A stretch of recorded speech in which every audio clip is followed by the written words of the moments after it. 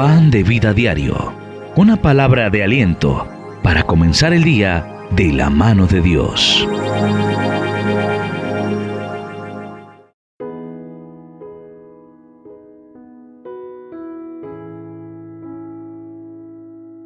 Hoy la palabra de Dios nos dice en 1 Corintios, en el capítulo 12, versículos 12 al 14.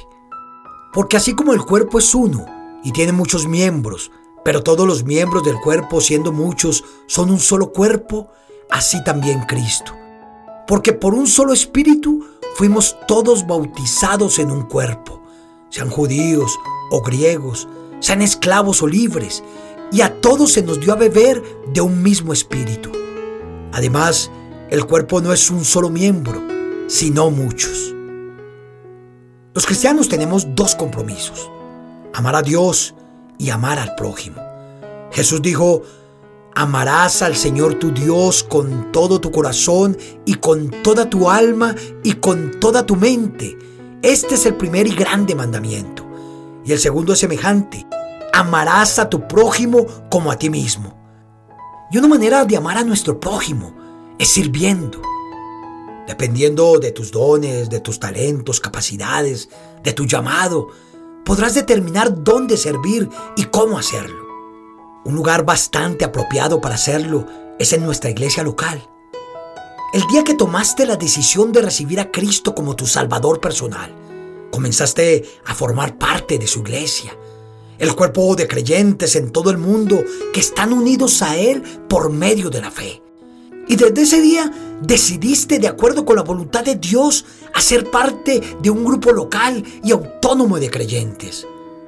El Señor te puso en ese lugar porque Él sabía que lo necesitabas.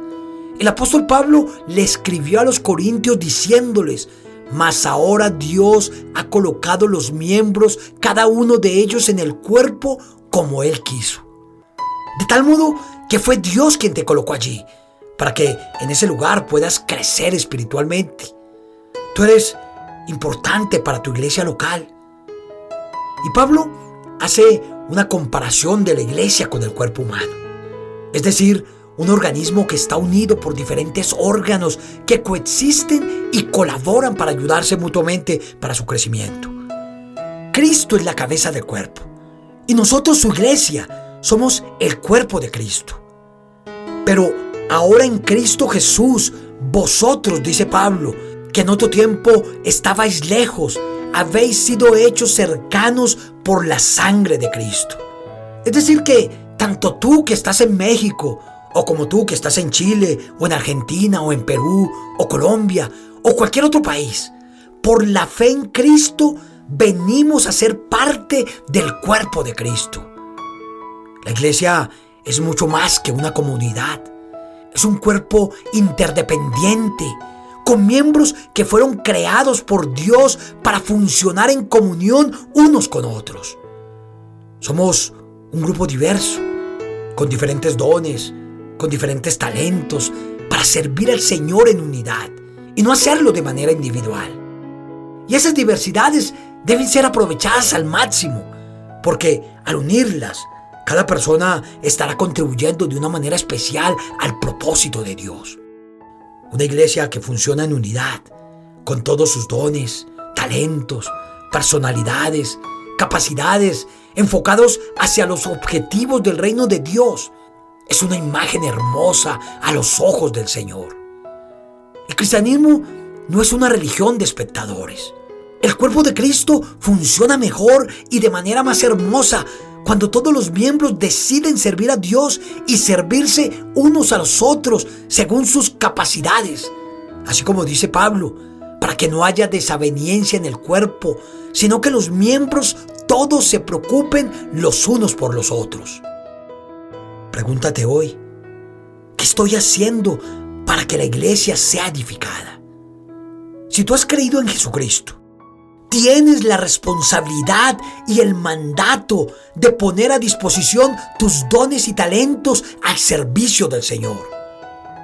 Que seas hallado como aquel buen siervo fiel que administró sabiamente lo que su Señor le había dado, y no como aquel siervo malo que escondió lo que le dieron y por eso recibió la retribución por su negligencia. Que el Señor nos ayude a utilizar nuestros dones y talentos al servicio del Señor. Amado Dios y Padre Celestial, guíame a vivir en unión con mis hermanos en la fe, siendo de un mismo sentir, compasivo, fraternal, misericordioso, de espíritu humilde. Señor, yo quiero permanecer en unidad contigo y con mis hermanos de la congregación para estar edificado en amor.